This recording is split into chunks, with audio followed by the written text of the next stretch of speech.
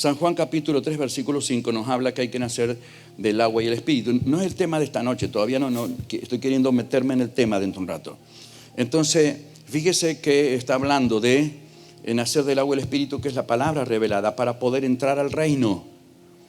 Ahora, para entrar a un reino, lo primero, fíjese, San Mateo capítulo 6, versículo 33, ¿qué dijo Jesús?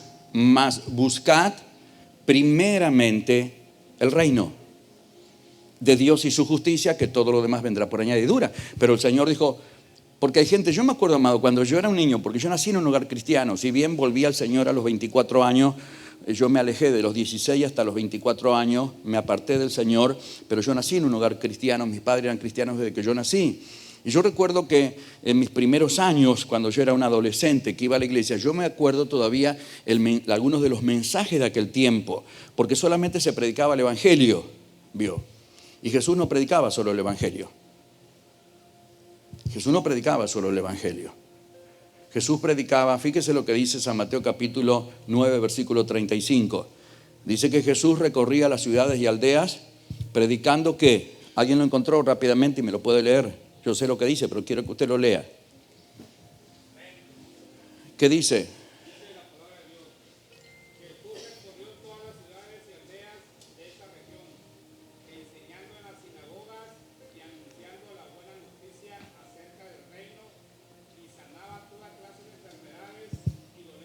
Sí, esa es una versión. ¿Alguien tiene una Reina Valera 1960? Esa es otra versión de la Biblia. ¿Otro me puede leer? ¿Nadie? Dice la palabra del Señor que Jesús recorría las ciudades y aldeas predicando el evangelio del reino. Mire lo que dice San Mateo 24:14. Dice, y será predicado lo remarca bien, evangelio del reino a todas las naciones, entonces vendrá el fin.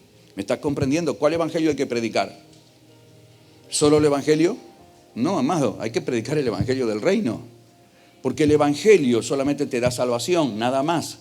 Y está bien, ¿es importante? Claro que sí, que es importante la salvación. Reconocerme un pecador, aceptarlo al Señor, reconocer que su sangre que derramó en la cruz del Calvario me limpia de todo pecado. Está todo bien eso, si llegara a morir me espera la eternidad. Pero usted y yo vamos a vivir 80, 90, 100 años y Dios nos da vida sobre la tierra. Y tenemos que predicar el evangelio del reino.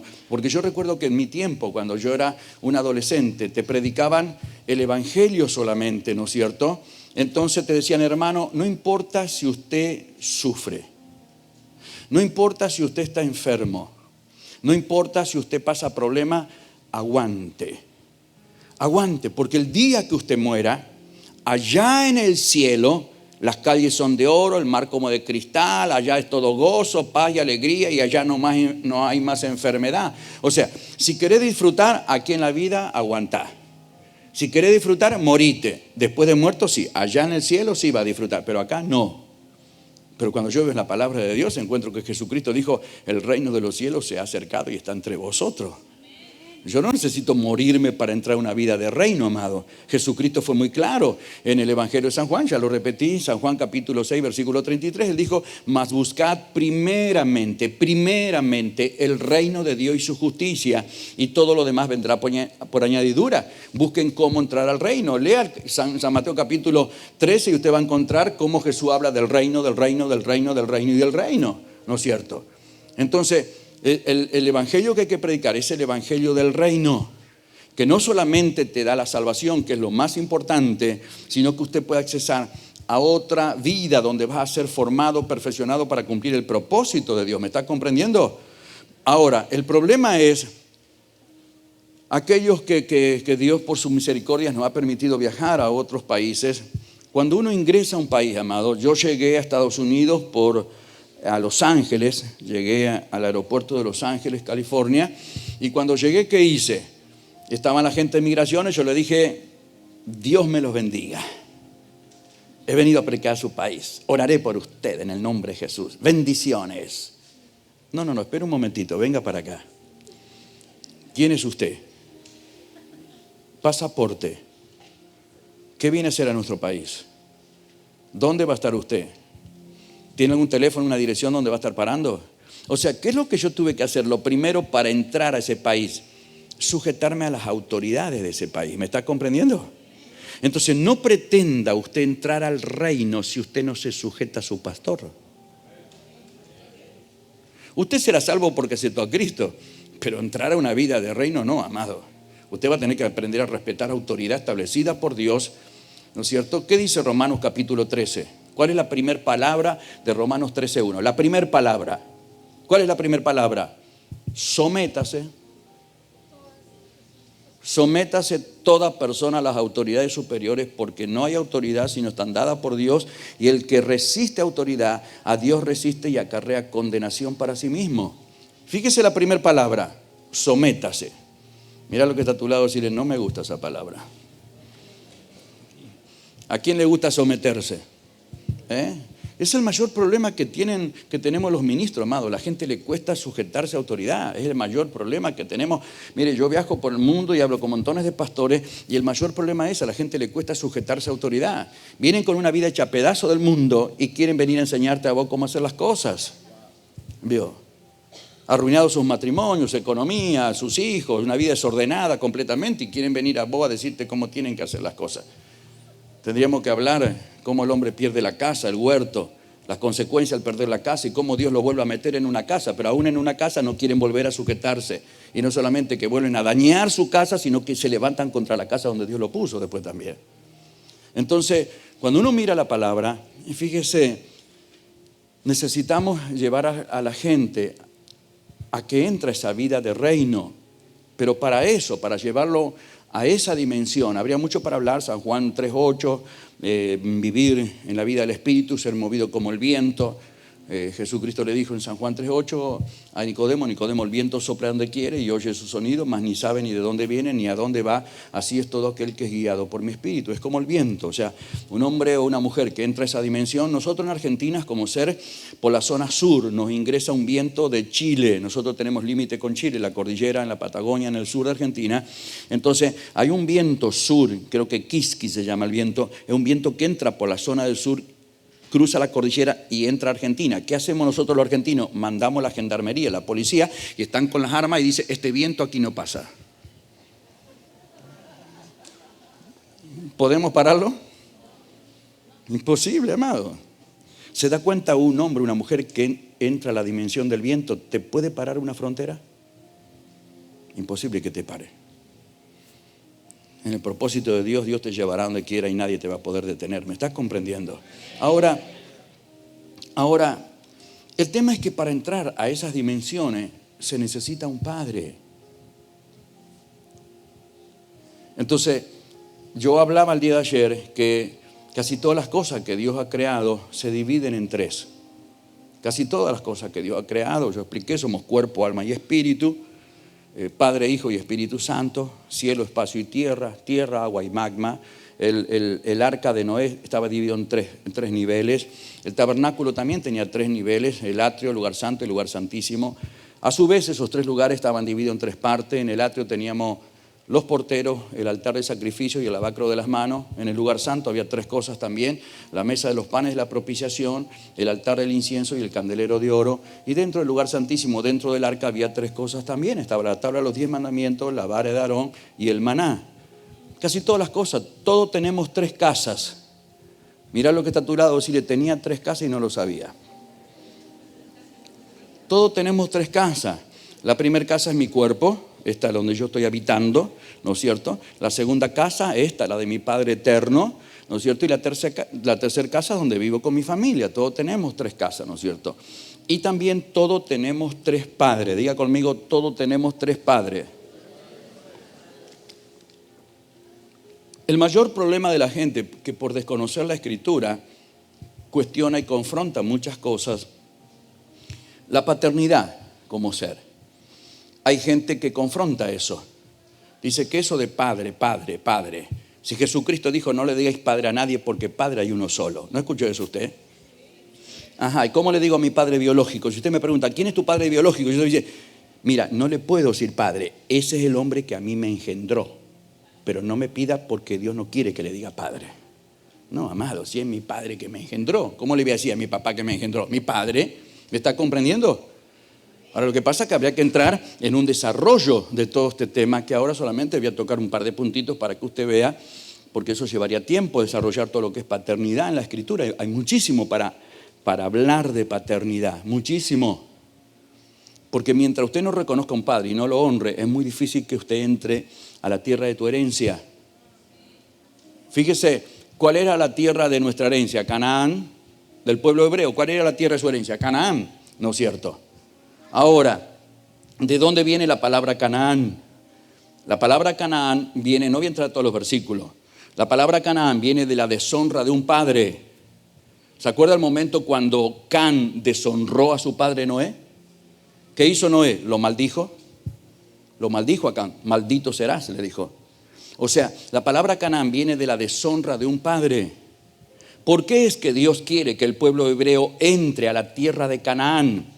Porque para usted entrar a la tierra de Canaán, a la tierra de tu herencia, usted necesita honrar a un padre, porque Dios necesita recuperar la honra de un padre. Por eso que hay gente, mientras usted no respeta a un padre, la vida se te va a ir dando vuelta en el desierto. De iglesia en iglesia, en iglesia en iglesia, de distintas doctrinas extrañas, de ahí un poquito por allá, y se te va la vida dando vuelta en el desierto y no entras a la tierra de tu herencia, porque para entrar a la tierra de Canaán vas a tener que honrar a un padre. Es imposible ingresar a la tierra de tu herencia si no reconoces y honras a un padre. Tenemos que partir de esa base. Entonces, cuando miramos la Escritura, fíjese lo que dice. Vamos a leer algunos versículos. No me están pasando hoy los versículos, ¿no es cierto? ¿Hay alguien que pueda pasar los versículos? Si no, bueno, lo voy a leer. Vamos a Hebreos, carta a los Hebreos, capítulo 12. Mire cómo dice la palabra del Señor ahí. Hebreos, capítulo 12. Mire cómo dice las Escrituras. Hebreos, capítulo 12, versículo 9. Quiero solamente... No voy a profundizar el tema, amado, porque si no, no voy a entrar donde quiero llegar. Solamente para que usted vea lo importante de la paternidad en las Escrituras. Fíjese lo que dice Hebreos capítulo 12, versículo 9. Dice: por otra parte, tuvimos a nuestros padres terrenales que nos disciplinaban y los venerábamos. ¿Por qué no obedeceremos mucho mejor al Padre de los Espíritus y viviremos? Este versículo, ¿de cuántos padres me está hablando en este versículo? De dos padres. Me está hablando de mi padre biológico, el que me engendró, y me está hablando del Padre del Espíritu, Dios quien me dio la vida. ¿Me está comprendiendo? Por eso dice, si hemos obedecido a nuestros padres terrenales que nos disciplinaban y los venerábamos, ¿cuánto más obedeceremos al Padre de los Espíritus y viviremos? Me está hablando de dos padres. Entonces me está hablando mi padre biológico que me engendró y el Padre del Espíritu, Dios quien me dio la vida. Pero luego dice en Hebreos capítulo 13, versículo 17, dice la palabra de Dios, dice: obedeced a vuestros pastores y sujetaos a ellos, porque ellos velan por vuestras almas. El pastor es el padre de tu alma. Si bien a veces le decimos mi padre espiritual, pero realmente no, amado, es el padre de tu alma. El padre del espíritu es Dios, al cual Jesucristo dijo: no le digáis padre a nadie, porque padre hay uno solo, es nuestro Padre Dios quien nos dio la vida. A Él sí, Él es el único que nos dio la vida. Pero después tengo mi padre biológico que me engendró, ¿me está comprendiendo? Y también tengo mi padre del alma, porque ¿cuál es el problema del ser humano sin Cristo, sin Dios? Que el hombre se ha apartado de la vida de Dios, ¿me está comprendiendo? De la vida del Espíritu. Y entonces, al apartarse el ser humano de la vida del Espíritu, el hombre se mueve en sus sentimientos almáticos, ¿me está comprendiendo? Por eso que el ser humano fracasa. Tú hablas con un joven y te dice: estoy enamorado de Rosa. Wow. Y tú hablas con él al mes siguiente y tú le preguntas: ¿qué pasa con Rosa? Rosa, ¿qué Rosa? La que me hablaste el mes pasado que estaba enamorado. Rosa. Ah, no, ya no me importa más Rosa. Ahora estoy enamorado de Teresa. Claro, gente que se mueve en el alma, ¿me está comprendiendo? Gente que no busca dirección de Dios, que se casa, al año se divorcian, gente que invierte dinero en un negocio sin consultar con Dios y al año lo pierde todo y después le echa la culpa a Dios. Si está Dios, ¿por qué me pasa esto? Ajá, ¿y vos consultaste a Dios cuando tomaste decisiones? Tomaste tus decisiones por tu cuenta, pero después buscaste un chivo expiatorio a quien echarle la culpa, ¿vio? Estamos como el huerto del Edén. Señor, la mujer que tú me diste. Eva, ¿qué hiciste? La serpiente, Señor. Siempre buscamos a alguien a quien echarle la culpa. No reconocemos nuestros errores. ¿Me está comprendiendo? El hombre siempre le echa la culpa a Dios rápidamente. La gente lo tiene a Dios. Recuerdo, una vez había predicar un congreso en Guayaquil, Ecuador, y había un hombre, un taxista que me llevaba al hotel y me traía. El hombre alejado de las cosas de Dios, pero conocía algo. Entonces un día voy hablando con él en el auto y él me cuenta de cómo Dios lo salvó de una peritonitis que él tuvo, de urgencia. Lo llevaron al médico y se encontraron con que en el hospital no había cirujano. Y justo había venido un cirujano de otra ciudad porque vino por otra operación. Y como vio la urgencia y que la otra operación podía esperar algunas horas, lo operó rápidamente, si no él se hubiese muerto. Y cuando él me está contando ese testimonio, el milagro que Dios hizo, yo agarro y le pregunto al hombre y le digo, ¿tú tienes una rueda de auxilio en tu auto? ¿Le llaman así, rueda de auxilio? La llanta extra. ¿Tú tienes una llanta extra en tu auto? Y el hombre me queda mirando porque él me está contando el testimonio de la peritonitis, la operación, el milagro que Dios hizo. Y yo le salgo preguntándole si tenía una llanta extra, ¿vio? Le digo, ¿tú tienes una llanta extra en tu auto? Le digo, ¿cuándo te acordás vos de la llanta extra? ¿Te acordás cuando la rueda se te arruina, no es cierto? Si no, nunca te acordás. Le digo, ¿sabe cuánta gente lo tiene a Dios como la llanta extra? ¿Se acuerdan solamente cuando lo necesitan? Si no, ni se acuerdan de Dios. ¿Me estás comprendiendo? Entonces, el hombre toma decisiones en el alma, por eso que el ser humano fracasa. Se mueve por sentimientos. Y después viene al camino del Señor y quiere que uno como hombre de Dios se mueva bajo los sentimientos. ¿Y el amor de Dios dónde está? ¿No escucho que alguien te dice así? Y usted que habla del amor, y el amor, sí, el amor de Dios, sí. Jesús un día le pateó la mesa a los cambistas y lo sacó a todo del templo, le digo. Y no pecó por eso, le digo yo. ¿Vio? Porque la gente te quiere trabajar por el área de los sentimientos almáticos. ¿No te das cuenta que en los sentimientos fue donde usted y yo fracasamos? Fracasamos en todas las áreas, perdimos muchísimo. Yo por haberme apartado del Señor, moverme almáticamente, hasta se me murió un hijo. 2 meses, una madrugada me desperté, en la cuna estaba muerto a las 4 de la mañana. Ahí está. Yo estaba lejos de Dios, no quería obedecer a mi padre que me aconsejaba que yo buscara a Dios, no quería saber nada, me moví por mis sentimientos y me costó la vida a un hijo, ¿me está comprendiendo? Entonces, el pastor es el padre de tu alma, porque ¿qué es lo que busca el pastor? Volver a conectarte con Dios. ¿Qué te dice un pastor? Venga a la iglesia, congréguese, lea la palabra, ore, busque al Señor, venga a los estudios, comprométase con el Señor. Esa es la función de un pastor. Él trabaja con tu alma, con tu parte humana almática para volver a conectarte a la vida del Espíritu. ¿Me estás comprendiendo? Entonces, todos tenemos 3 padres, amado. Tengo mi padre biológico que me engendró, tengo el padre del Espíritu, que ese no lo puedo cambiar, el que me dio la vida. Pero tengo también mi padre del alma, que es mi pastor, quien fue quien me formó, que me aconsejó, que me guió, que me direccionó. Entonces, fíjese, cuando uno mira las Escrituras, fíjese en 1 Corintios capítulo 4, dice la palabra de Dios, versículo 15, 1 Corintios capítulo 4, versículo 15. Mire lo que dice el apóstol Pablo. Dice, porque aunque tengáis 10,000 ayos, que significan maestros, aunque tengáis 10,000 maestros en Cristo, no tendréis muchos padres, pues en Cristo Jesús yo os engendré por medio del Evangelio. ¿Qué está diciendo Pablo? Ustedes pueden tener muchos maestros, pero padre, yo soy el único, yo los engendré a ustedes en el Evangelio de Jesucristo. ¿Me está comprendiendo? Porque justamente el pastor es el padre de tu alma. Es el hombre que quizás o te hablaron otros, pero fue el hombre que te formó, que trabajó en tu vida formando tu vida en las cosas del Señor. Que había que hablar de ese tema, pero hoy no podemos.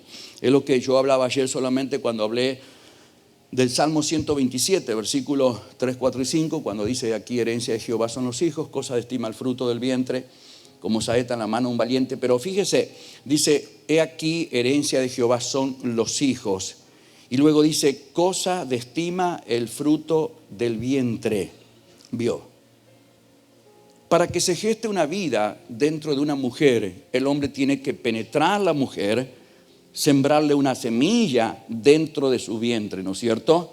Para que luego se empiece a gestar y a formar una vida en el vientre de esa mujer. Pero alguien tuvo que penetrarlo, ¿me está comprendiendo? De la misma manera tiene que suceder espiritualmente. Por eso dice la palabra de Dios en Hebreos capítulo 4, versículo 12, dice, porque la palabra de Dios es viva y eficaz y más cortante que toda espada de dos filos, que penetra hasta partir del alma, el espíritu, la coyuntura, los tuétanos, los pensamientos y las intenciones del corazón. O sea, la palabra tiene que penetrar, ¿me está entendiendo? Nada más que no es un miembro humano, es la palabra que penetra tu oído para que se empiece a gestar la vida de Dios dentro tuyo, ¿me está comprendiendo?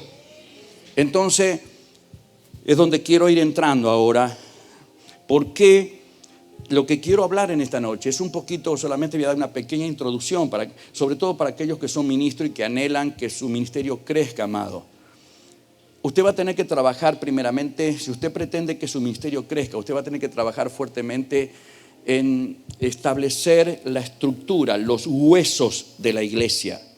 Lo primero que hay que trabajar es en establecer los huesos de la iglesia, es lo primero. La palabra de Dios habla mucho de los huesos. La palabra habla de los huesos de José, habla de los huesos de Eliseo, habla Job mismo, el diablo habla. Fíjese lo importante de la estructura de un ministerio, los huesos, porque el diablo le dijo en Job capítulo 2 versículo 5, el diablo le dijo a Dios, déjame que toque su hueso. ¿Qué quería tocar? La estructura, ¿vio? Porque tocar la estructura de un ministerio es como, ¿vio cuando implosionan un edificio? Cuando derriban un edificio, ¿a dónde apuntan? Van donde están las columnas principales, la estructura donde están los hierros que están soportando esas columnas, que están soportando el peso, y ellos tocan la estructura, los puntos clave, y derriban el edificio, pero tocan la estructura. No van a derribar una pared, van a la columna. ¿Me está comprendiendo? Ellos van a tocar la estructura. Por eso que es muy importante en un ministerio, si usted quiere crecer, va a tener que trabajar primeramente fuertemente en establecer una estructura fuerte.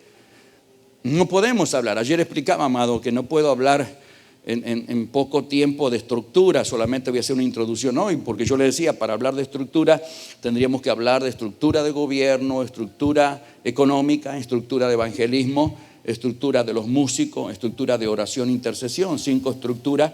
Alguien por ahí me puede mostrar otra, no tengo ningún problema que me puedan mostrar que hay otra estructura más. Yo veo esas 5 y para mí son vitales y muy importantes para llevar hacia adelante un ministerio, es fundamental, ¿no es cierto? Entonces, hablar de estructura de gobierno, tendríamos que hablar, como dije ayer, cuál es la función apostólica, cuál es la función del profeta, la del maestro, la del evangelista y la del pastor, cuál es la función de cada uno de ellos, para entender el gobierno que Dios dejó a la iglesia y cómo funcionan cada uno. Por eso yo le hablaba primeramente, entré hablando un poquito de paternidad, porque la característica más fuerte en un ministerio apostólico es paternidad. Un apóstol usted lo va a conocer por alguna. Hay que ver las características, amado, de un ministerio apostólico. Hay en la Biblia están las características para reconocer un ministerio apostólico. Era hombre dedicado a la oración y a la palabra. Tiene que ver el nivel de palabra que está teniendo ese hombre. Son gente dedicada a la palabra, ¿no es cierto? Y a la oración. También no solamente eso. Bueno, habría muchas cosas para hablar del ministerio apostólico, eran gente viajeros, no se establecen en una sola iglesia, es el pastor quien está en la iglesia. El ministerio apostólico más bien anda abriendo obras, enviando obreros, corrigiendo lo deficiente, visitando las obras, apoyando a los pastores de un ministerio. Esa es la función apostólica, ¿no es cierto? Entonces, pero la característica más fuerte en un ministerio apostólico es paternidad. Vea las cartas del apóstol Pablo, ¿cómo habla? Timoteo, mi hijo Timoteo, ¿vio? Son padres, son hombres que están formando hijos para lanzarlo al ministerio. Esa es la función apostólica.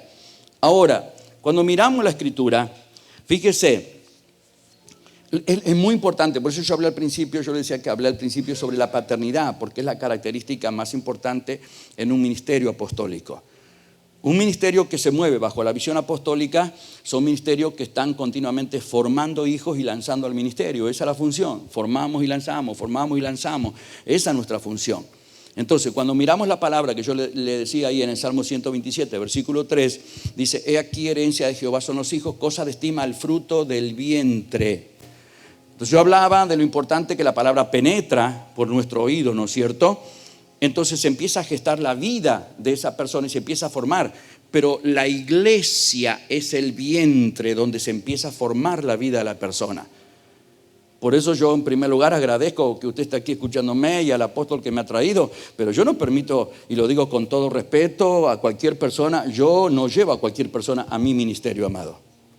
Porque el alimento, usted sabe que una madre, el alimento que ella ingiera va a afectar la vida de ese bebé que se está formando en su vientre. Si la mujer fuma, se droga, se alcoholiza, va a dañar. Ese niño va a nacer enfermo y con problemas.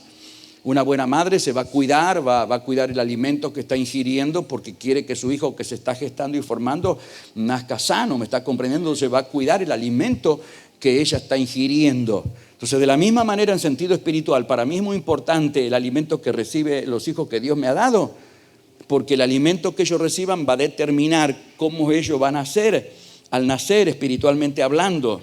Entonces, usted sabe que ahí tendríamos que hablar del desarrollo del cuerpo, de la visión, del olfato, del oído, del vocabulario, de las piernas que habla del evangelismo, del corazón que habla que bombea la sangre al cuerpo, que representa la vida que estamos dando al cuerpo, el oxígeno que oxigena todo el cuerpo. Tendríamos que empezar a hablar de los órganos porque no se olvide que la palabra nos aclara muy bien que el cuerpo representa a la iglesia y la cabeza es Cristo. ¿Me está comprendiendo? Por eso que hay gente que por ahí hay gente que dice, Jesús era pobre. ¿No vio que él dijo en una oportunidad que él no tenía dónde recostar su cabeza? Pobre Jesús, no tenía ni dónde ir a dormir, él era pobre. Mentira del diablo, amado. La gente no ha entrado en altos niveles de revelación de la palabra. Entendamos que en ese momento la iglesia no estaba. Él es la cabeza de la iglesia. ¿Dónde se iba a apoyar si no estaba el cuerpo? Por eso él dice, yo no tengo dónde recostar mi cabeza. Faltaba el cuerpo, estaba a punto de nacer la iglesia, que era el cuerpo. ¿Me está comprendiendo? Si usted en otro momento a Jesús le preguntaron, Señor, ¿tienes dónde dormir? Sí, ven y ve. Y le mostró dónde él iba a dormir, no tenía problema por eso. Tenemos que entrar a otros niveles para que sea alumbrado los ojos de nuestro entendimiento. ¿Me está comprendiendo? Entonces, cuando miramos la palabra, fíjese, dice la Escritura, yo estoy hablando que necesitamos establecer la estructura, los huesos de la iglesia. Ahora mire algo, me voy a sacar la campera, permiso.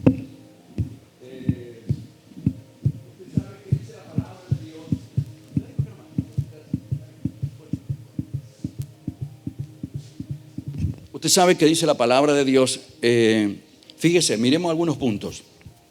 Hebreos capítulo 4, versículo 12, versículo que hace un ratito lo hemos compartido. Dice, porque la palabra de Dios es viva y eficaz y más cortante que toda espada de dos filos que penetra hasta partir el alma, el espíritu. Fíjese, lo primero que cuando la palabra entra parte el alma. Porque el ser humano se mueve bajo los sentimientos almáticos, ¿me está comprendiendo? Lo primero que hay que tocar, su parte almática.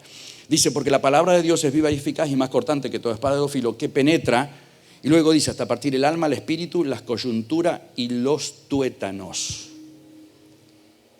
¿Para qué? Usted sabe dónde está el tuétano, ¿no es cierto? Dentro del hueso. No sé cómo le llaman aquí, en Argentina le llamamos en la sopa cuando hacemos el caracú, le llaman, no sé cómo le llaman aquí. La parte de adentro, el tuétano. Bueno. ¿No es cierto? Dice que la palabra penetra hasta los tuétanos. ¿Qué sentido tiene que la palabra penetra hasta los tuétanos? ¿Por qué dice la palabra que la palabra penetra hasta los tuétanos? Yo a veces le pregunto a la gente y le digo, ¿usted sabe en qué parte de tu cuerpo está tu espíritu? ¿En qué parte de tu cuerpo, en qué parte del cuerpo humano está el espíritu del hombre? Diga conmigo, en el tuétano. Y apóstol, ¿de dónde sacas eso? De la Escritura, amado. El problema es que la gente no lee la Biblia. Ese es el problema. Y te critican y te cuestionas. Ezequiel capítulo 37, versículo 5, el valle de los huesos secos. Dios dijo, pondré espíritu en los huesos y vivirán. ¿Dónde lo puso? Por eso ahora usted va a entender cuando Proverbios dice: el corazón alegre hermosea el rostro, mas el espíritu triste seca los huesos. ¿Vio? Dice el corazón alegre y un poco de abón ayuda también, ¿vio? Dice el corazón alegre hermosea el rostro, mas el espíritu triste seca los huesos. ¿Por qué se seca los huesos? Porque el espíritu está dentro del hueso, ¿me está comprendiendo? Es allí donde Dios puso el espíritu. Ahora, yo sé que hay gente aquí lo sabe porque ha estudiado medicina, pero ¿usted sabe qué parte de tu cuerpo es la que fabrica la sangre? ¿Qué parte de tu cuerpo fabrica la sangre? La médula ósea.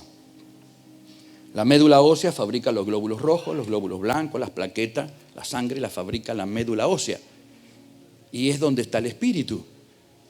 Entonces, ahora yo entiendo por qué dice la palabra de Dios que usted y yo estábamos muertos en nuestros delitos y pecados. Y ahora entiendo por qué la palabra tiene que penetrar hasta dentro del tuétano donde está mi espíritu y donde se fabrica la sangre, que bíblicamente la sangre representa la vida. Y usted y yo estábamos muertos en nuestros delitos y pecados. La palabra tuvo que penetrar hasta dentro del tuétano, porque ahí es donde está el espíritu del ser humano y donde se genera la sangre que representa la vida. ¿Me está comprendiendo? Entonces fíjese lo importante de la estructura ósea, porque son los huesos, dentro del hueso donde está el espíritu y donde se fabrica la sangre. Ahora bien, ¿por qué dice la palabra de Dios en Ezequiel capítulo 37? Dice la palabra que se juntaron cada hueso con su hueso. ¿Por qué no dice la palabra? Y se armaron los esqueletos y se juntaron los huesos. Porque es que la palabra aclara que se juntaron cada hueso con su hueso. Si yo chequearía, ¿cómo te llamas, amado? Ramón. Si yo chequearía de Ramón y sacaría un ADN de su clavícula, ¿sabe el ADN de quién tendría él? ¿El ADN de quién tendría Ramón? El ADN de su padre biológico. ¿De quién lo va a tener? No va a tener del carnicero de la esquina. ¿Vio? No, de su padre biológico. Si yo chequeara un hueso de su pierna, el fémur, y sacaría el ADN, ¿qué ADN tiene él ahí en su fémur? De su padre biológico. Si yo chequeara un ADN de su costilla, ¿el ADN de quién tiene ahí? Los 206 huesos que usted y yo tenemos, ¿cuántos ADN tienen los 206 huesos? ¿Cuántos ADN tienen? Uno solo. El ADN de tu padre. Por eso vio cuando dicen, vamos a ver quién es el padre. Bueno, hagamos un ADN. Y ahí salta quién es el padre. ¿Me está comprendiendo? ¿Por qué? Porque los huesos, todos los huesos, toda tu estructura ósea tiene un solo ADN. ¿Me está comprendiendo?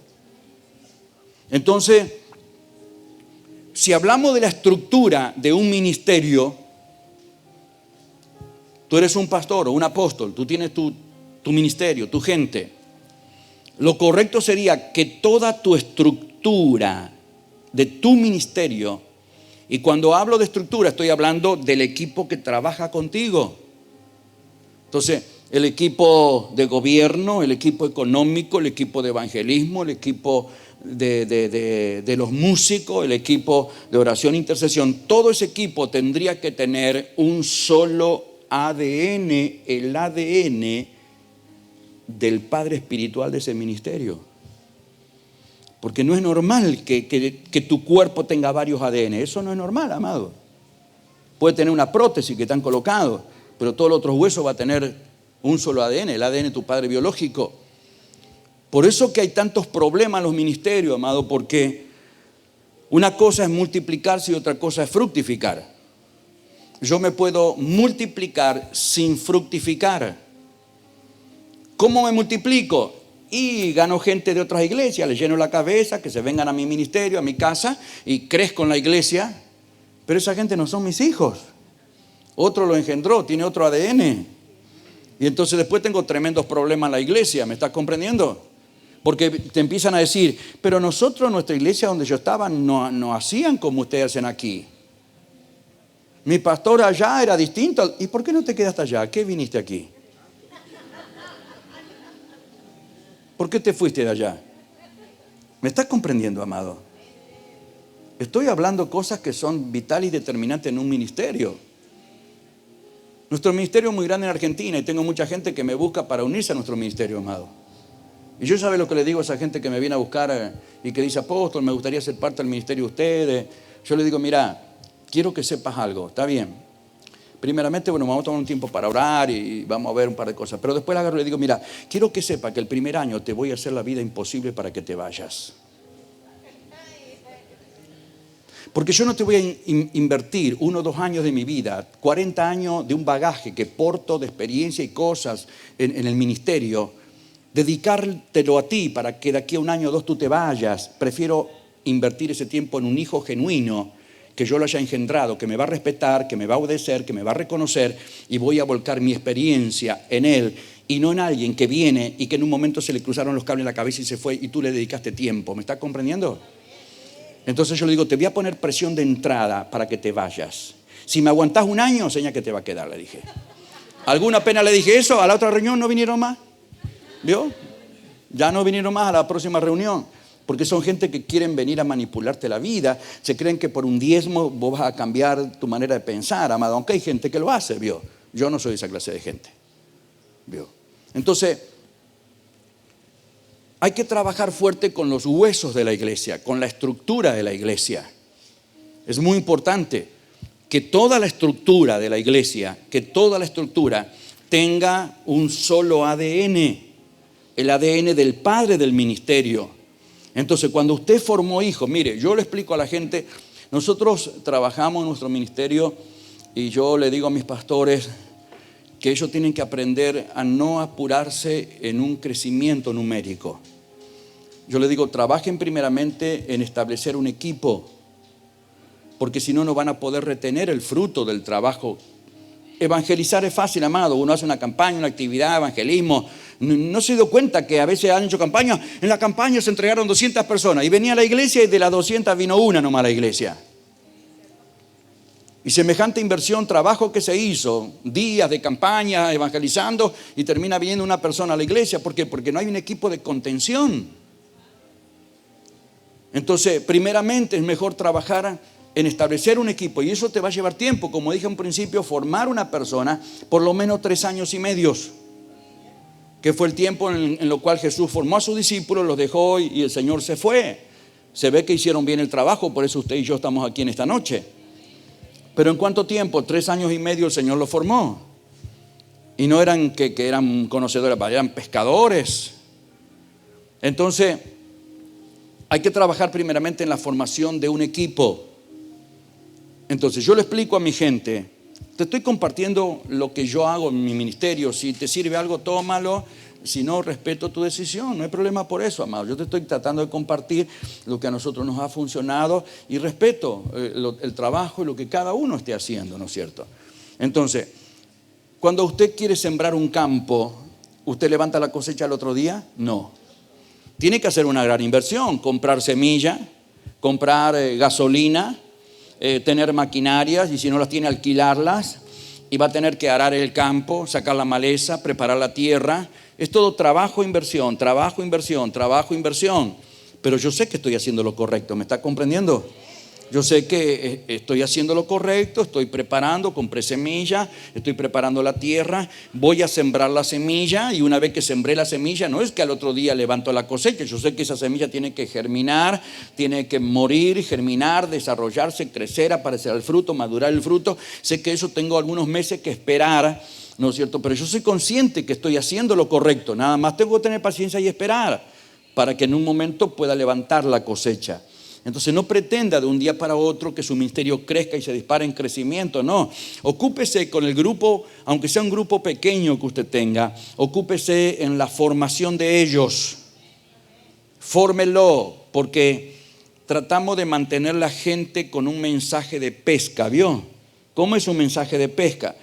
Que en Argentina hay un pescado que se llama el dorado, no sé si acá habrá, un pescado que se llama el dorado, ¿vio? Entonces, imagínense que voy al río y pesco un dorado. Entonces yo tengo un recipiente con agua en mi camioneta, entonces agarro y lo pongo en el recipiente con agua y lo tengo ahí vivo, ya lo pesqué.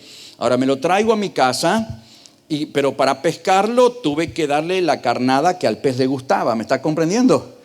Porque si no, el pez no va a morder la carnada. Yo le puse en el anzuelo la carnada que al pez le gustaba. El pez mordió la carnada, lo saqué, lo tengo vivo, lo puse en un recipiente con agua en la camioneta y me lo traigo a mi casa.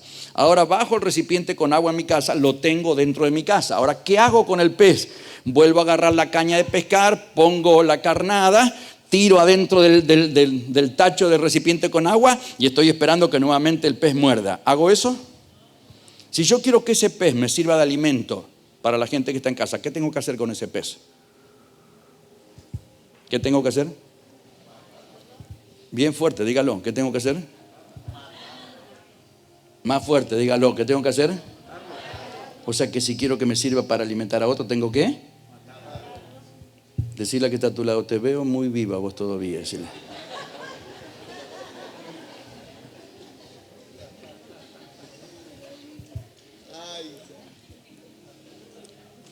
¿Qué dijo Jesús en el Evangelio de San Juan capítulo 12 versículo 24? ¿Qué dijo el Señor? Él dijo, porque si el grano de trigo no cae en la tierra y muere, queda solo. Pero si muere, lleva mucho fruto. ¿Cuándo lleva mucho fruto? Es tan fácil, no se necesita profeta para ver una persona que está muerta, amado. Porque si una persona que en 10 meses del año no gana una persona, ese está muy vivo todavía, porque para multiplicarse hay que morir, ¿me está comprendiendo? Si no ganó ni una persona, usted está muy vivo todavía. Porque la única manera de multiplicarse es muriendo. Por eso dice, porque si el grano de trigo no cae, ¿en dónde? En la tierra y muere. ¿Dónde muere el grano de trigo? Diga conmigo, en la tierra. ¿De qué fue formado usted? ¿De qué fue formado? Mirá lo que está a tu lado, decirle, yo te voy a hacer morir. Porque la tierra es la que hace morir al grano. Ay, pastor, que este hermano están hablando de mí, y te están haciendo morir. Todavía estás muy vivo, por eso que reaccionás. Porque el grano muere en la tierra, ¿me está comprendiendo? La tierra se encarga de descomponerlo al grano y morir. Por eso, cuando uno mira la palabra del Señor, fíjese en el libro de Levíticos capítulo 1, del versículo 3 en adelante, fíjese cómo dice, quiero que vamos a leer esos versículos. Levíticos capítulo 1, versículo 3 en adelante, dice, ¿lo tiene ya?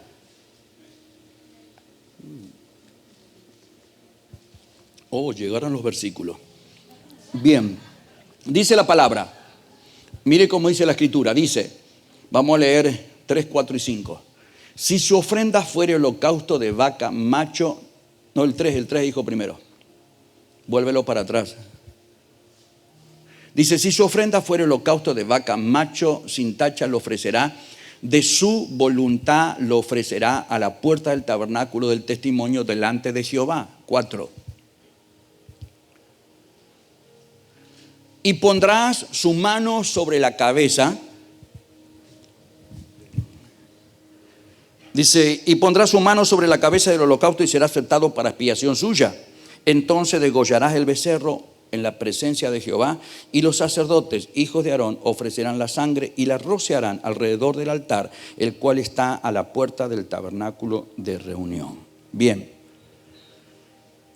tengamos en cuenta que dice la palabra de Dios en el Nuevo Testamento, que el Antiguo Testamento era sombra de lo que vendría.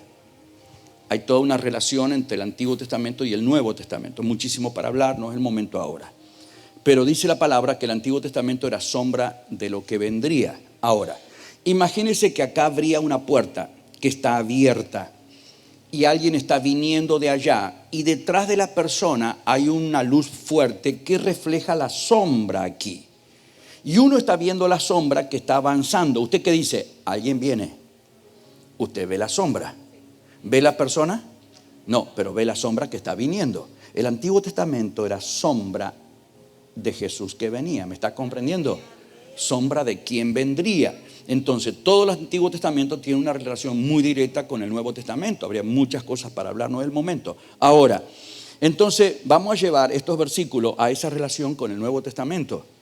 Fíjese cómo dice la palabra del Señor, el versículo 3, si me pueden colocar para que usted lo lea, dice, si su ofrenda fuere holocausto vacuno, macho sin defecto lo ofrecerá, de su voluntad lo ofrecerá. ¿Cómo lo ofrecerá?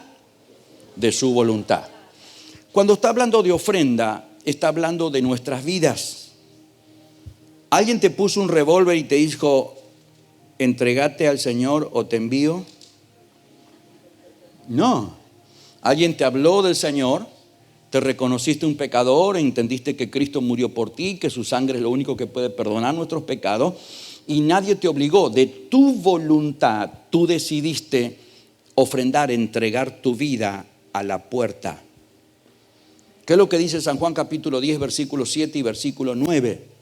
En los dos versículos Jesucristo dice, yo soy la puerta. Yo soy la puerta de las ovejas, dice el Señor. San Juan capítulo 10, versículo 7 y versículo 9. Él es la puerta. Entonces, por eso dice la palabra, cuando alguno trae ofrenda de su voluntad, dice, lo ofrecerá a la puerta del tabernáculo de reunión delante de Jehová. O sea, ¿a quién le ofrenda la vida a esa persona? A Cristo, Él es la puerta. ¿Me está comprendiendo? Le ofrendo mi vida de mi propia voluntad. Nadie me obligó. Me hablaron, lo entendí, lo comprendí y yo de mi propia voluntad decidí ofrendar, entregar mi vida a Cristo. Él es la puerta. Bien, hasta ahí estamos bien. Ahora, mire lo que dice el versículo a continuación. Dice, y pondrá su mano sobre la cabeza del holocausto y será aceptado para expiación suya. Diga conmigo, para que Dios me acepte, repite bien fuerte, diga, para que Dios me acepte, tengo que dejarme poner la mano en la cabeza. ¿Dónde tiene el problema el ser humano? A ver, tocale con cariño un poquito la cabeza al que está a tu lado, así con cariño, tocásela. Tocale la cabeza un poquito al que está a tu lado y decirle, vos sos un cabeza dura, decirle. Y vos decirle, y vos también, decirle.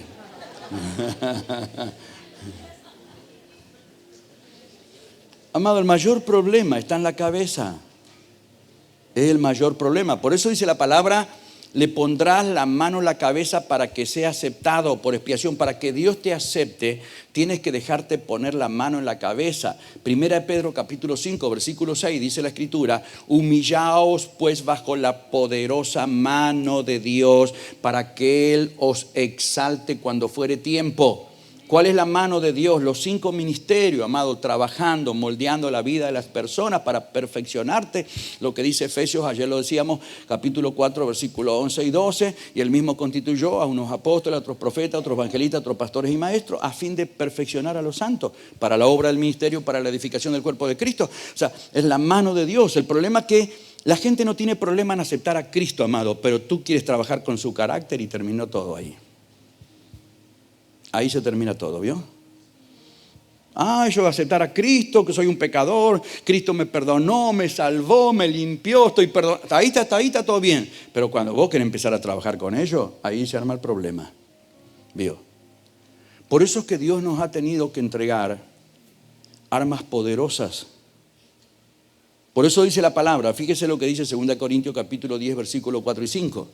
Dice, porque las armas de nuestras milicias no son carnales, sino poderosas en Dios para derribar principados, potestades, gobernadores y huestes de maldad de las regiones celestes. Amén. Decir que está a tu lado, no, es mentira, no es así. Yo le mezclé 2 versículos. Le mezclé Corintios, 2 Corintios capítulo 10, versículos 4 y 5 con Efesios capítulo 6, versículo 12. ¿Vio?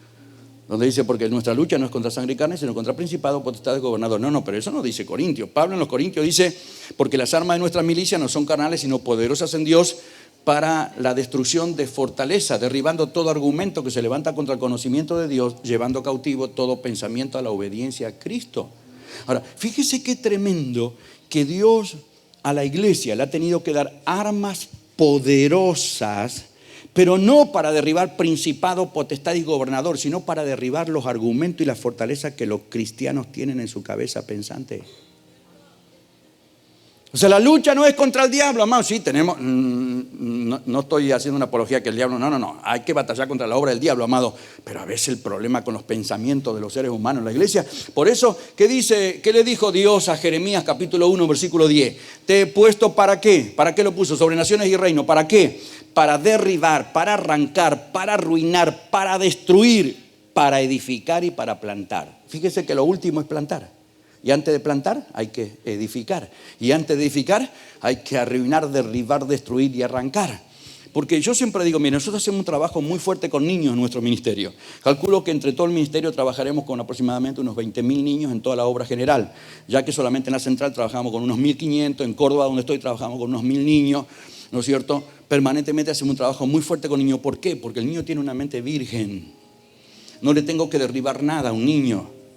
Es fácil establecer los principios de la palabra. Ellos no tienen problema de reconocer paternidad, no tienen problema en ofrendar. Más le hacen lío a los padres para que le den algo, para que quien trae su ofrenda a la iglesia. Ellos no tienen problema con esas cosas. Pero con la gente grande, no. Tú tienes que primeramente ponerte a derribarle, a arruinar, a arrancar, a destruir toda su estructura pensante para poder establecer los pensamientos de Cristo. Entonces doble trabajo. Encima, tú tienes un niño, tienes la vida entera. Ganaste un hombre adulto, tenés la mitad de su vida. Y un anciano, y algunos años nada más, y se terminó. Y cuando lo formaste, se te murió. Mejor forma un niño. Claro, mejor forma un niño. No, que Dios salve a todos, no tengo problema con eso, amado. Pero yo entiendo que trabajar con gente grande es muy problemático. Porque ya tiene una estructura pensante y tú tienes que derribarle todos esos pensamientos. ¿Vio? El niño no. Con el niño no hay problema. Por eso que yo explico un poquito sobre, yo le explicaba hoy, trabajamos y hay que tener paciencia. Por eso yo le digo a mis pastores, los primeros 4 o 5 años hagan un trabajo fuerte con niños, inviertan dinero en niños solamente. Esos niños en 4 o 5 años van a pasar a ser los adolescentes. Entonces, ese equipo ahora que son adolescentes, ya tengo un equipo que me trabaja con los adolescentes, pero me entró otra camada de niños. Y el equipo que trabajó con esos primeros niños me está trabajando ahora con los niños nuevos que me ingresaron. Pero ya tengo un equipo que me está trabajando con los adolescentes. 4 o 5 años más por delante, los adolescentes pasan a ser los jóvenes. Los niños que estaban aquí pasaron a ser los adolescentes. Y me entró otra camada de niños. El equipo de niños sigue trabajando con los niños, el adolescente con adolescentes, y ya tengo preparado un equipo que me trabaja con los jóvenes. 4 o 5 años más adelante, los jóvenes pasan a ser los matrimonios. Los adolescentes pasaron a ser los jóvenes, los niños pasaron a ser los adolescentes y me entró otra camada más de niños y se me cerró el círculo. Ya tengo niños, adolescentes, jóvenes y matrimonio. Y cuando a los otros años siguientes, ya los niños que me ingresan son los niños de los matrimonios que ya están en la iglesia. Y ya se me cerró el círculo y eso trabaja solo después. ¿Me está comprendiendo? Pero hay que tener paciencia y trabajar un tiempo. Por eso a veces queremos crecer y queremos ganar mucha gente, pero perdemos tiempo, renegamos con la gente grande, amado. No con usted. Yo sé que usted está sometido, sujeto, obediente a su pastor. Yo estoy hablando de otra gente en otro país, muy lejos. ¿Vio? Entonces, yo sé que ustedes son obedientes, sujetos, respetan su autoridad, están diezmando, no le roban a Dios. Ustedes son extraordinarios. Entonces se reniega mucho con la gente grande porque hay que derribar toda su estructura pensante. Por eso dice la palabra de Dios que Dios nos dio armas poderosas, porque las armas de nuestras milicias no son carnales sino poderosas en Dios para la destrucción de fortaleza. Fíjese, ¿para qué son las armas que el Señor nos ha dado? Dice para la destrucción de fortaleza. La palabra fortaleza es igual a la palabra castillo. Un castillo es una fortaleza, ¿no es cierto? La palabra castillo es igual a la palabra cerrojo de alcázar. Yo he estado en Italia en varias oportunidades y España, amado, y he estado en castillos. No es tan fácil accesar, entrar a un castillo, obvio. Algunos hasta tienen como un círculo de agua alrededor y no es para que usted se dé un bañito en el verano, ¿no? Ahí hay pirañas o cocodrilos, hay unos bichos ahí que usted no se va a meter tan fácil. Ahí, vio, ahí adentro, vio. No es tan fácil accesar. Por eso la palabra fortaleza igual a castillo, la palabra castillo igual a cerrojo de alcázar. Mire lo que dice Proverbios capítulo 18, versículo 19. Fíjese lo que dice la palabra de Dios. Proverbios 18, 19. Dice la palabra así. Dice, el hermano ofendido es más tenaz que una ciudad fuerte y las contiendas de los hermanos son como cerrojo de alcázar.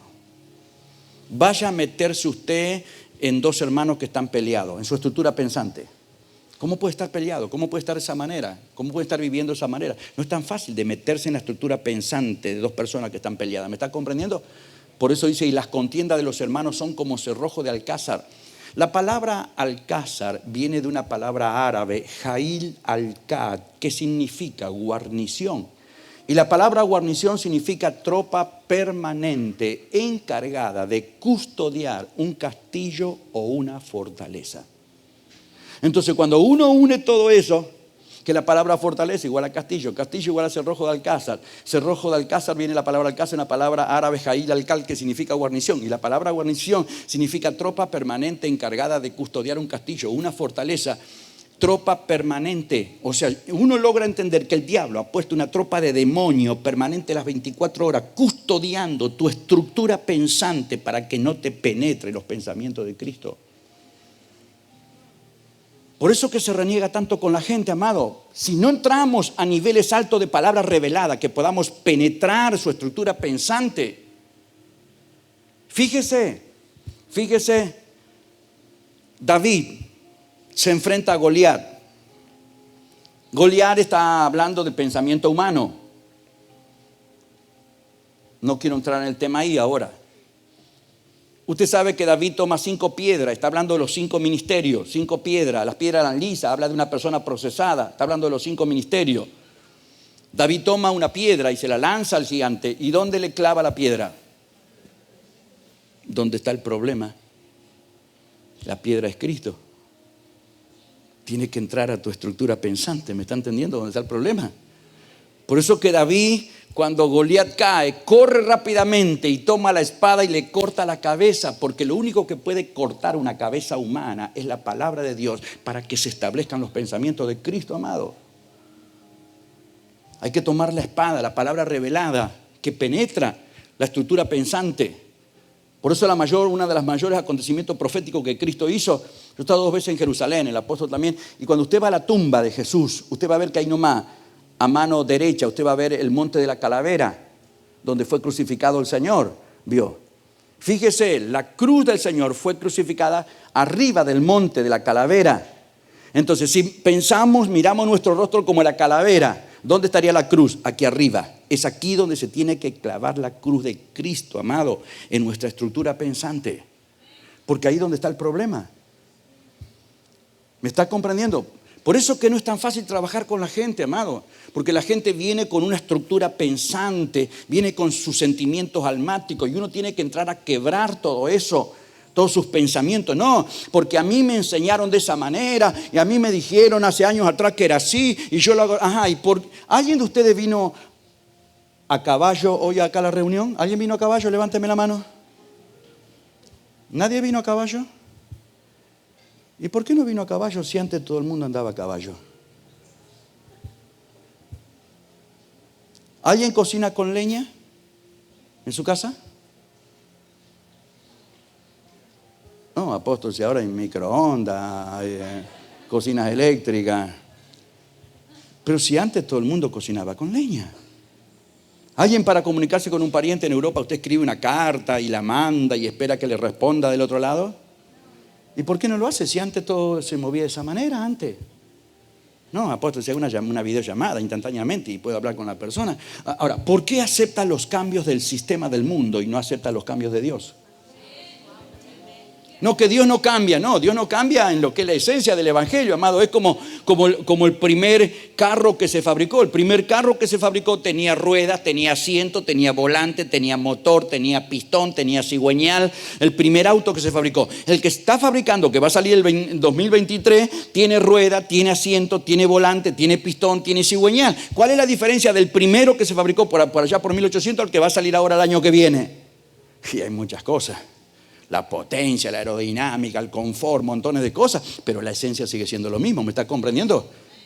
¿Cómo podemos trabajar en este tiempo, amado? Cuando los jóvenes de años atrás, los que tenemos unos añitos, ¿cuál era nuestro juego? Y jugábamos, no sé cómo le llaman, ya en Argentina se llama la balita, las bolitas. ¿Cómo? Canicas, ¿vio? Jugábamos a las canicas, ¿vio? Nosotros cuando éramos niños. Las figuritas, teníamos el álbum para juntar de las figuritas, que si lo llenaba te daban la pelota, a la mujer le daban la muñeca si llenaba el álbum. Ese era nuestro juego. Pero ahora los pibes no, los pibes agarran un celular y se meten en pornografía, se meten en cualquier basura. ¿Me estás comprendiendo?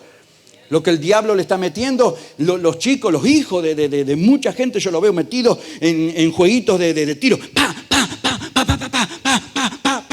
¿Y después qué quiere tu hijo? Agarrar armas por ahí también. Si eso es usted, tu físico es consecuencia de lo que usted come. ¿Quiere cambiar tu físico? Cambia tu dieta. Nada más, cambia tu dieta y cambia tu físico. ¿Me está comprendiendo? Espiritualmente es lo mismo. Espiritualmente es lo mismo.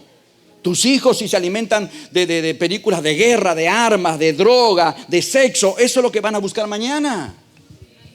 Entonces, ¿cómo podemos atacar a una generación, amado, que nada que ver con nuestra generación pasada, años atrás, décadas atrás, que andábamos con las canicas? No, ahora se han metido en otras cosas. Los chicos, tenemos un mundo, un sistema furtivo que apunta a desmembrar la familia, a destruir la familia. Si no tenemos otro tipo de arma, ¿cómo atacar? Es imposible que avancemos.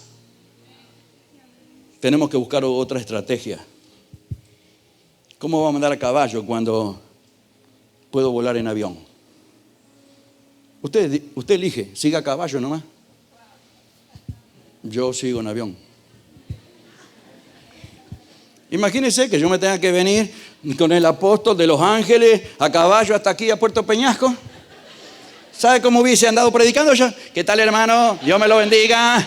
Así andaría de tantos kilómetros, las piernas. No, hay avión, amado. Hay otras cosas que Dios está haciendo en este tiempo. Si no cambias, será muy imposible avanzar. ¿Me estás comprendiendo, amado? Wow. Entonces, fíjese que hay que trabajar con la estructura pensante de la gente. Entonces, cuando veo Levíticos capítulo 1, donde hemos leído anteriormente, dice que cuando yo traigo ofrenda a Jehová, de su voluntad la traerá a la puerta del tabernáculo, le pondrás la mano en la cabeza para que sea aceptado por expiación suya. O sea que para que Dios te acepte tienes que dejar que los 5 ministerios trabajen en tu estructura pensante, te vayan dando forma. Entonces cuando uno mira la escritura dice, versículo 4 y 5, entonces dice el 4, y le pondrá su mano sobre la cabeza del holocausto y será aceptado para expiación suya. Entonces degollarás el becerro en la presencia de Jehová.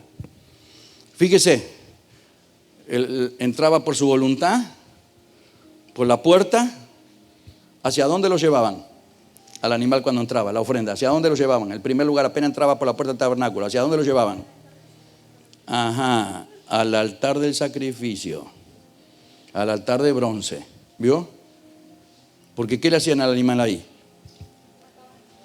Mirar lo que está a tu lado, decirle, te quieren degollar, decirle.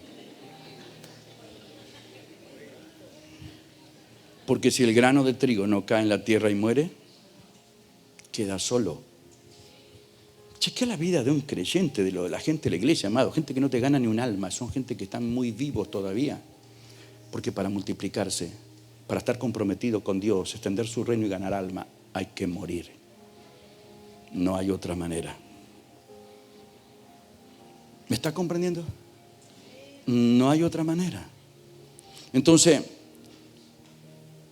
fíjese, luego dice, lo degollará en la presencia de Jehová, y los sacerdotes, los hijos de Aarón, ofrecerán la sangre. La sangre representa la vida. O sea que tengo que estar dispuesto a morir y entregar mi vida al Señor en el altar para que Dios pueda usar mi vida. Dice, y la rociarán alrededor sobre el altar, el cual está a la puerta del tabernáculo. O sea, tengo que entregar mi vida a Cristo. ¿Me está comprendiendo? Estar dispuesto a morir, entrar en ese proceso. Voy a tratar de un par de cositas más y terminar, porque hoy miré el reloj al empezar. Si no, no termino más después. Cuando miramos el Evangelio, quiero ir terminando con esto, habría mucho para hablar. San Lucas, capítulo 13. Con esto aquí, luego voy a terminar.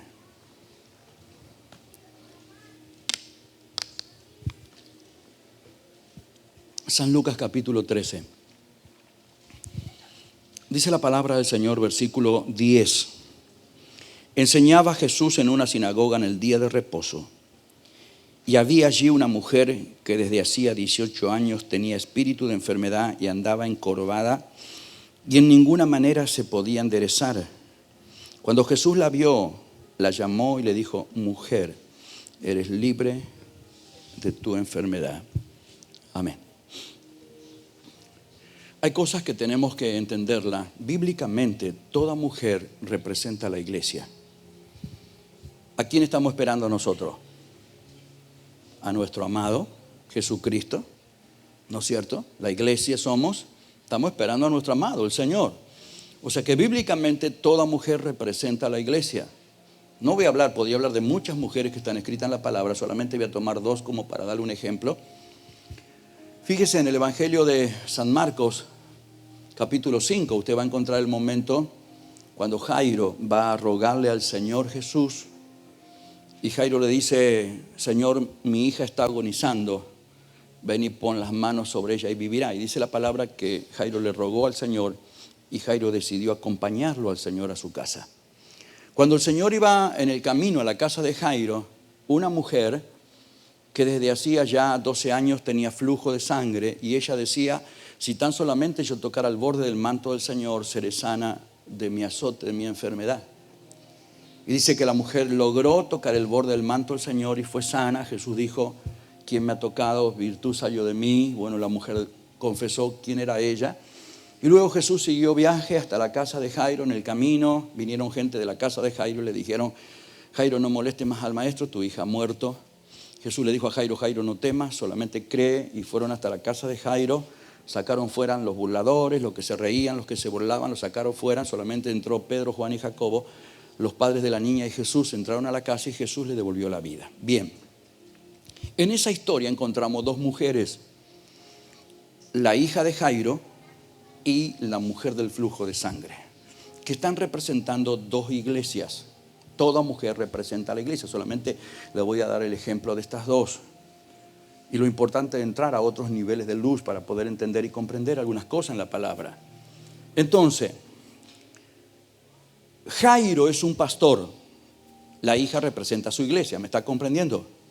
El hombre está teniendo una iglesia que tiene 12 años. La niña tenía 12 años, dice. Y la niña estaba agonizando. Después muere, ¿no es cierto?, cuando llega Jesús. Pero estaba agonizando. O sea, la Biblia dice que la mujer del flujo de sangre, ¿cuántos años llevaba enferma? 12 años. Entonces, logro entender que si la mujer del flujo de sangre lleva 12 años enferma y la mujer, la hija de Jairo, tiene 12 años, o sea que cuando la hija de Jairo nació, la mujer del flujo de sangre se enfermó. ¿Me está comprendiendo? Bien. Miremos un poquito la hija de Jairo, que representa la iglesia del pastor Jairo. ¿Cuál es el problema del pastor Jairo? Su iglesia está agonizando. Entonces, su religión que le está teniendo, farisea, su religión no le está dando vida a su próxima generación, donde él se va a proyectar. Él tiene que ir, reconocerlo al Jesús, humillarse. ¿Sabe lo que era un fariseo en aquel tiempo? Que para nosotros es fácil hablar del cristianismo, pero en aquel tiempo era una secta que estaba emergiendo. ¿Me está comprendiendo? ¿Sabe lo que era para un fariseo? Ir a postrarse delante del Señor, humillarse, rogarle al Señor, exponerse a esa vergüenza. Pero sin embargo lo hizo porque su hija está agonizando y muriendo. Entonces aquí estamos viendo de un pastor que está teniendo su iglesia. El hombre es un religioso, pero su religión lo está llevando a que su iglesia se está muriendo. Y él tiene que reconocerlo al Señor y llevárselo con él para que le devuelva la vida a su iglesia que está muriendo. Por otro lado tenemos la mujer del flujo de sangre. ¿Qué perdía la mujer? Sangre. Eso es lo que perdía la mujer, sangre. Bíblicamente, ¿qué representa la sangre? La vida. O sea, ¿qué está perdiendo? O sea, que es una iglesia que hace 12 años que se enfermó y está perdiendo vida. Hace 12 años que esa iglesia está perdiendo vida. Pero la mujer dice: si tan solamente yo tocara el borde del manto del Señor, seré sana. Bíblicamente, todo sacerdote tenía 5 vestiduras que representan los 5 ministerios: la sandalia, el calzoncillo, el vestido, el cinto y el manto. La sandalia es el evangelista: calzado vuestros pies con el apresto del evangelio de la paz. Efesios 6, ¿no es cierto? El calzoncillo habla de la intimidad del maestro, que con la palabra se mete en la intimidad de una persona. El vestido representa al pastor. Jesús le dijo a sus discípulos que lleven un solo vestido. Te está hablando de tener un solo pastor, no andar de iglesia en iglesia, ¿no es cierto? El vestido representa al pastor. El cinto representa el profeta, el que te ciñe, el profeta. Y el manto representa el apóstol. Y la característica más fuerte de un apóstol, ¿qué es? Paternidad. Entonces la mujer está diciendo: mi iglesia se me está muriendo, estoy perdiendo vida. Pero si yo logro tocar la unción apostólica, recupero la paternidad, mi iglesia no morirá. ¿Me está comprendiendo? Habría que desarrollar todo eso, lleva tiempo. Ahora, entonces solamente le dice ejemplo para mostrarle cómo la mujer representa a la iglesia. Habría muchas mujeres y le puedo hablar sobre cómo representan la iglesia. Ahora, estamos teniendo, Jesús dice, está enseñando en la sinagoga. ¿Qué está haciendo el Señor? Enseñando. ¿Qué es lo que se ha perdido en la iglesia? Usted llama a la iglesia, no, hay un profeta tremendo, todo el mundo te viene. Hay un evangelista que Dios usa con milagros, todo el mundo te viene. Y vos decís a la iglesia, el jueves tenemos estudio, hermano, lo espero. Se te diezmó la iglesia. Hay que recuperar la enseñanza, amado. Mi pueblo fracasó por falta de conocimiento. Oseas capítulo 4, versículo 6. Tenemos que ocuparnos de impartirle altos niveles de luz y de conocimiento a nuestros hijos. En la ignorancia el diablo va a jugar con ellos. Pero esa es responsabilidad que tenemos nosotros los ministros, impartirle altos niveles de luz a nuestra gente. Entonces, Jesús está enseñando en la sinagoga. ¿Qué está haciendo el Señor? Enseñando. Pero hay una mujer, dice la palabra, que está encorvada. Cuando el Señor la vio, ¿qué hizo el Señor? Le dijo, mujer, eres libre de tu azote. Y la mujer se enderezó. Pero la Biblia no me dice que Jesús estaba haciendo un milagro en la sinagoga. La Biblia me dice que Jesús estaba enseñando. Todos los milagros que ha hecho Jesús, detrás de todos los milagros hay una enseñanza. Cuando uno mira en San Marcos capítulo 6, si no me equivoco, Jesús va a Betsaida y hay un hombre ciego. Dice que el Señor lo saca de la aldea. El Señor escupe en los ojos del ciego y le pregunta si ve algo. Y el hombre le dice, veo a los hombres, pero los veo como árboles que andan. Dice que Jesús oró por segunda vez por el ciego y le preguntó si veía. Y el hombre le dijo, ahora sí, veo claramente a todos. Diga conmigo, Jesús, repita bien fuerte, diga, Jesús no tuvo poder para sanar al ciego de una sola vez. ¿Será que no tuvo poder? ¿O algo me quiso enseñar? Él hubiese podido decirse sano y listo. Pero algo el Señor me quería enseñar. Fíjese, el Señor escupe en los ojos del ciego. Usted sabe que en nuestra saliva tenemos ADN. ¿Qué es lo primero que el Señor le impartió en los ojos del ciego? El ADN espiritual. Y lo primero que el Señor le devolvió son los ojos espirituales. Porque Dios a usted y a mí nos ve como un árbol. Salmo 1, será como árbol plantado junto a las corrientes de las aguas. Salmo 92, versículo 12, el justo florecerá como la palmera, crecerá como el cedro del Líbano. O sea, Dios a usted y a mí nos ve como un árbol, ¿me está comprendiendo? Entonces, ¿qué hace Jesús con el ciego? Primeramente le imparte el ADN y le imparte la visión espiritual y él ve a los hombres como árboles. Luego el Señor ora por segunda vez y le devuelve la visión natural y él dijo, ahora sí veo claramente a todos. Porque ¿de qué nos sirve en la iglesia tener gente con una buena visión natural, pero ciegos espirituales? Necesitamos gente con una buena visión espiritual, ¿me está comprendiendo? Entonces, cada milagro que el Señor hizo, hay una tremenda enseñanza detrás de los milagros del Señor. Entonces, Jesús está en la sinagoga y hay una mujer que está. ¿Hacia dónde mira? Está difícil las cosas, ¿eh? El dólar sube, nuestra moneda se devalúa, no alcanza la plata. ¿Qué vamos a hacer de ahora en adelante? ¿Sabe lo que dice San Juan capítulo 3, versículo 31? Dice, el que viene de arriba es sobre todo. El que es de la tierra es terrenal y cosas terrenales habla, mas el que viene de arriba es sobre todo. Creo que ayer lo comentaba esto y le decía que usted y yo estamos también arriba. Efesios capítulo 2, versículo 6 dice que el Padre nos hizo sentar juntamente con Cristo en los lugares celestiales. No me dice que me hará sentar, dice nos hizo sentar. Desde el momento que hemos recibido a Cristo, usted y yo estamos sentados en los lugares celestiales con Cristo Jesús.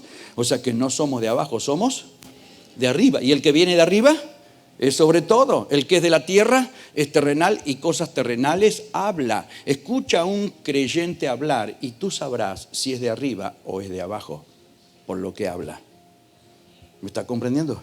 Entonces, acá estamos viendo una mujer que está encorvada. Me está representando una iglesia. La mujer representa una iglesia que está encorvada. ¿Y hacia dónde está mirando? Y bueno, si nos ayuda el gobierno para construir la iglesita y si me dan para comprar unas láminas para el techo, vamos a ver si el gobernante nos da una mano. ¿Qué gobernante, amado? ¿Quién te llamó, abuela? ¿Los políticos o Dios te llamó? El problema es que nosotros queremos llevar presencia de Dios en un carro nuevo. Usted sabe muy bien que en 2 Samuel capítulo 6, un día David quiso llevar el arca en un carro nuevo. El arca había estado 20 años en la casa de Abinadab. Nunca se ocupó Saúl del arca en la casa de Abinadab. Usa y Ayó, los hijos de Abinadab, tampoco nunca se ocuparon del arca. Ahora David es un carro, están sacando el arca, todo el mundo, todo el pueblo está porque está pasando el arca. Ahora aparece Usa y Ayó, ¿vio? Los dos hijos de Abinadab danzando delante del arca, iban. Estuvo en su casa 20 años y se preocuparon. Pero ahora como la gente lo va a estar viendo, ahí aparecieron Usa y Ayó.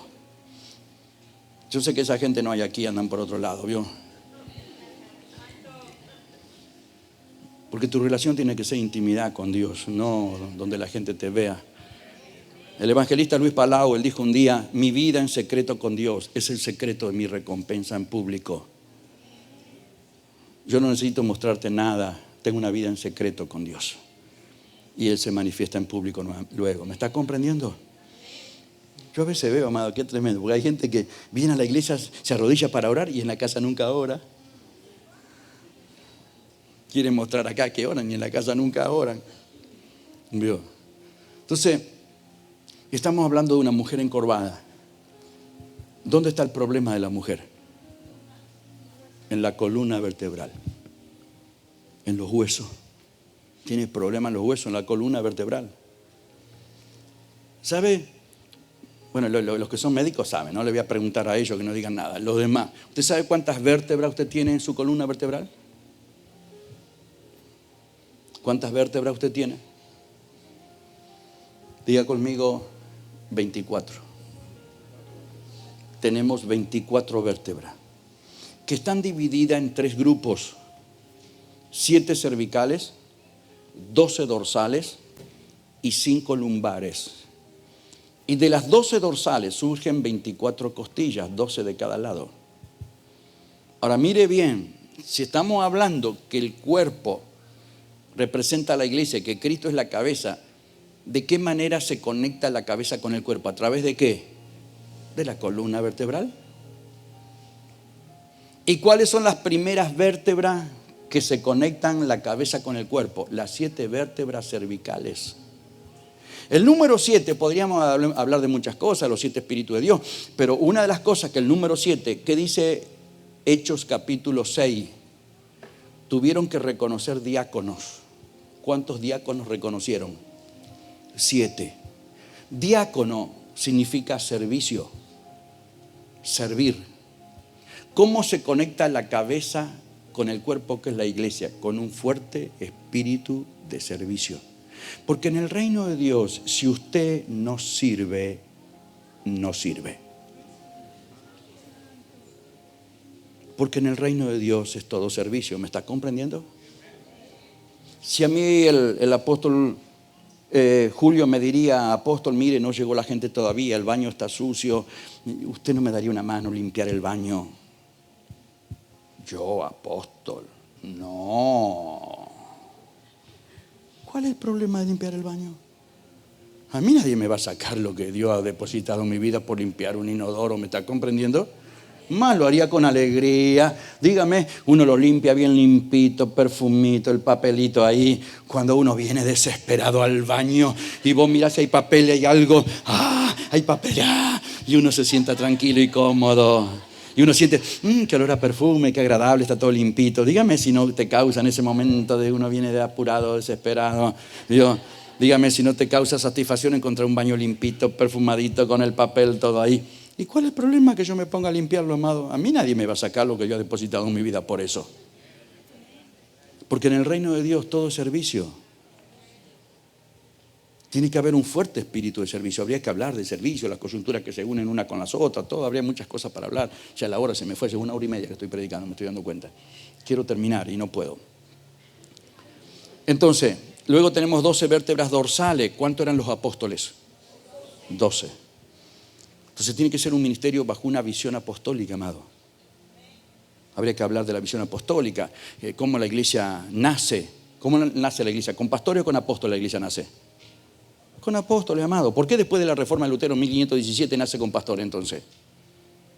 Después del tiempo, 1200 años de oscurantismo, la iglesia resurge nuevamente, aparece con pastores en vez de que arranquen los apóstoles. Por eso que la iglesia no ha tenido la autoridad, ni poner los fundamentos que había que poner, ni el avance como avanzó la iglesia primitiva, porque la iglesia en el principio, amado, en 325 años, solamente en 325 años, llenó el mundo con el evangelio de aquel tiempo, y no había televisión, no había teléfono, no había internet, no había nada de los medios masivos que tenemos hoy en día, pero llenaron el mundo con el evangelio en 325 años. Hasta que la iglesia se mezcla con Constantino y viene entre 1200 años que se llamó el oscurantismo y después arranca con pastores.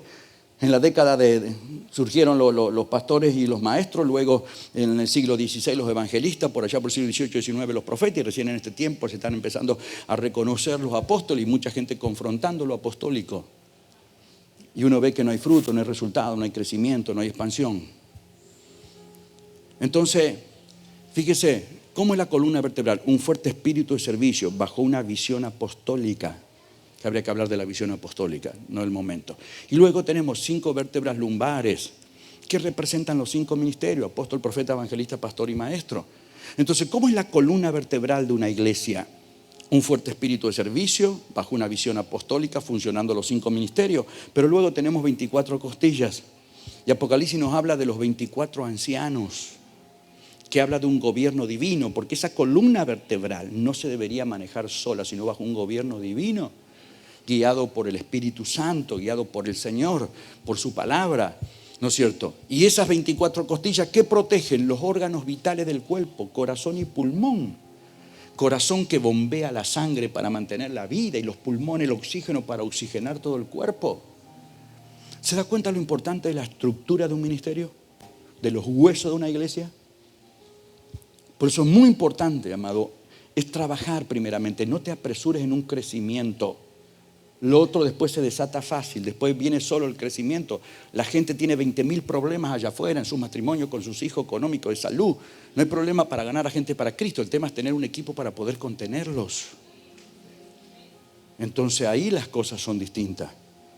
Entonces tenemos que trabajar en establecer el esqueleto, la estructura de la iglesia. Por eso usted va a mirar cuando en Génesis capítulo 2 usted va a encontrar que Dios dice: no es bueno que el hombre esté solo, le haré ayuda idónea. ¿Qué lo hace? Dice que lo hizo entrar en un sueño profundo y le sacó una de sus costillas, y de la costilla de Adán formó a Eva. ¿Y qué fue lo primero que Dios formó? El esqueleto. Lo sacamos de Ezequiel capítulo 37. Primeramente juntó hueso con su hueso, formó los esqueletos, luego puso tendones, carne y piel, y luego puso el espíritu, pero primero armó el esqueleto. ¿Me está comprendiendo? Entonces, cuando uno mira que si en la primera Eva, ¿no es cierto?, Dios la forma, lo primero que formó es el esqueleto, la estructura. La Biblia habla de eso fue para el primer Adán, le dio una Eva, y lo primero que formó es la estructura ósea. La Biblia me habla de un postrer Adán. Primera de Corintios capítulo 15, versículo 45 me habla del postrer Adán, que es Cristo Jesús. Y si hay un primer Adán al cual Dios le da una Eva y lo primero que creó fue la estructura ósea, hay un postrer Adán que es Jesucristo, que tiene una Eva también, que somos usted y yo, la Eva, la iglesia.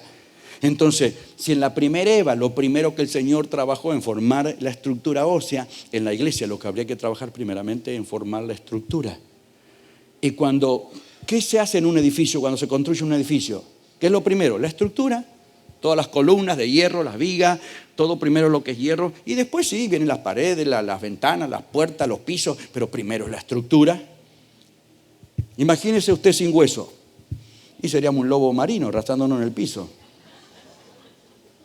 Claro, pero es la estructura lo que nos hace mover.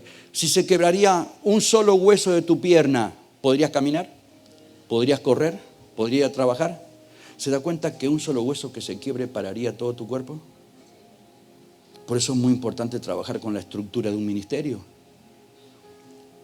Yo tengo pastores médicos en mi ministerio y hablando una vez con ellos me contaban que la vitamina que solidifica el hueso es la vitamina D.